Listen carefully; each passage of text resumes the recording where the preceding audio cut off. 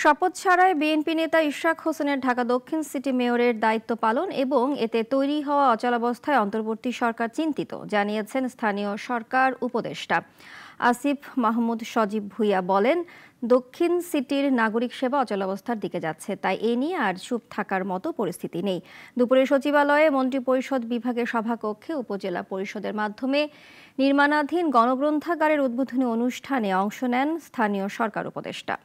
একই সাথে যখন রাজনৈতিক দলগুলোর সাথে আমরা সৌহার্দ্যপূর্ণ সম্পর্কের কথা বলি এবং সেটা রক্ষা করতে গেলে দায়িত্বশীল আচরণ আসলে প্রত্যেকের থেকেই প্রত্যাশিত। আমরা আমাদের পার্টটা বা দায়িত্বটা পালন করার চেষ্টা করছি, দায়িত্বশীল আচরণ করার চেষ্টা করছি। তবে এ বিষয়ে যেভাবে নাগরিক সেবা আসলে ডেডলকের দিকে যাচ্ছে, এ বিষয়ে আর আসলে চুপ থাকার মতো পরিবেশ পরিস্থিতি নেই এবং সরকারের উচ্চ পর্যায়ে এটা নিয়ে কনসার্ন আছে। সেখানে আলোচনার ভিত্তিতে যেটা সিদ্ধান্ত আসে আমি সেটাই বাস্তবায়ন করব।